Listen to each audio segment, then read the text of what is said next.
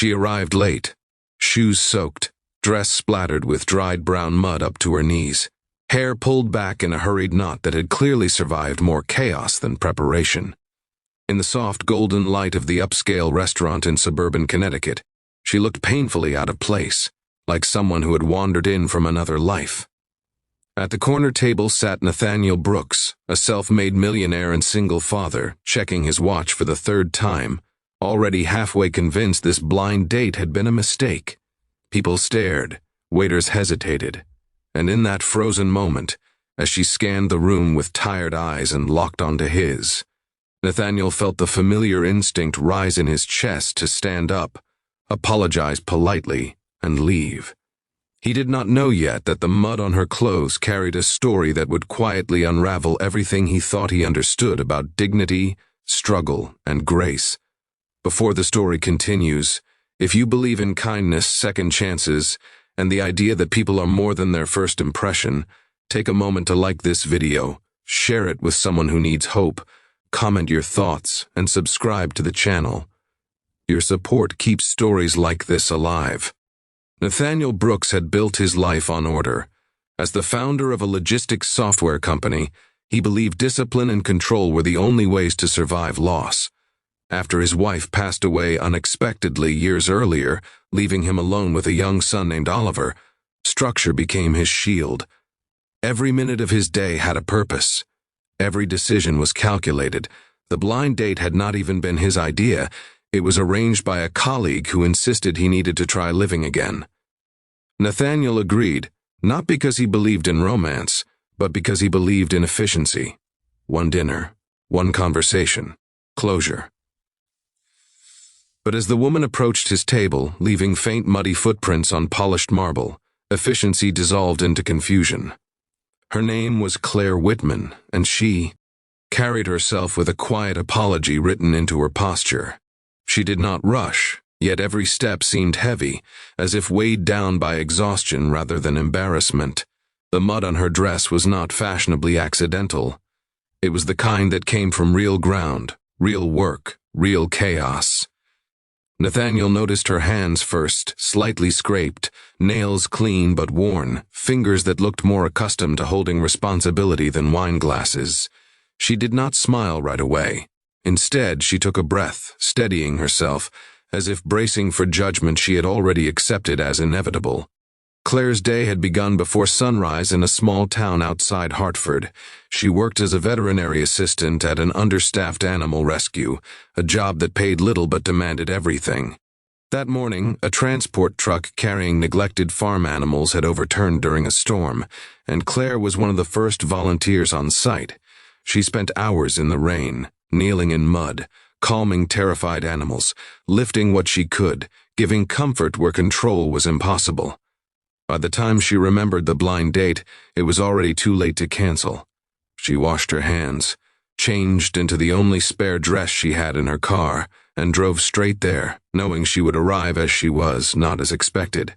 Nathaniel listened as Claire explained her lateness, not with excuses, but with honesty.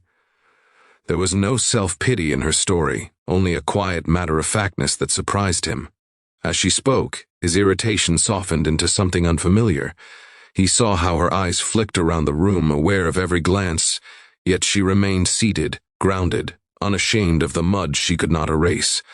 The conversation unfolded slowly, uneven at first, then warmer. Claire spoke about animals with a reverence Nathaniel usually reserved for numbers and systems. She talked about broken things as if they were worthy of patience, not disposal. As the evening went on, Nathaniel found himself thinking about Oliver. His son had been struggling at school, withdrawn since the loss of his mother, sensitive in a world that rewarded confidence. Claire's stories about frightened animals learning to trust mirrored something deeply personal. Nathaniel realized that for years he had been trying to manage grief the way he managed business, by avoiding mess, avoiding vulnerability. Claire, covered in mud, was the opposite of avoidance. She walked straight through it, yet challenges lingered beneath the surface. Nathaniel's world was polished and privileged, filled with donors, galas, and expectations. Claire's life was unpredictable, financially strained, rooted in service rather than success. He wondered how long kindness could survive reality. Claire, in turn, sensed the invisible wall around Nathaniel, the careful distance he kept from emotions that might disrupt his carefully balanced life. She had been judged before, dismissed for not fitting into clean narratives. She expected this night to be another quiet lesson in disappointment.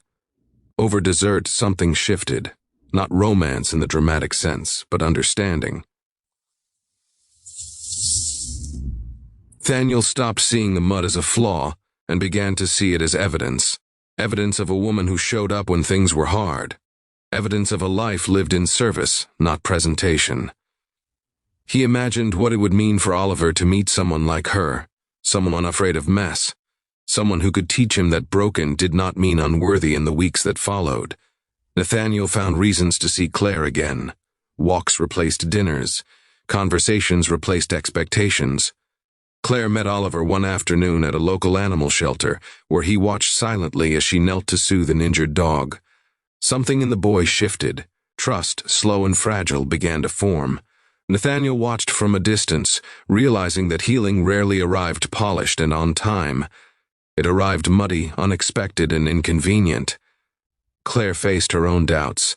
She wondered if she belonged in Nathaniel's world or if she was just a temporary curiosity. But Nathaniel, learning to loosen his grip on control, chose presence over perfection. He began volunteering, trading boardrooms for muddy boots, finding peace in work that did not yield profit but purpose. The lines between their lives blurred, not because one changed to fit the other, but because both learned to expand. As the story nears its end, if this journey has touched your heart in any way, please take a moment to like, comment, and share this video. Your engagement tells us these stories matter. Just before we close, we have a special request. Comment below and tell us this. Do you believe first impressions can hide the most important truths?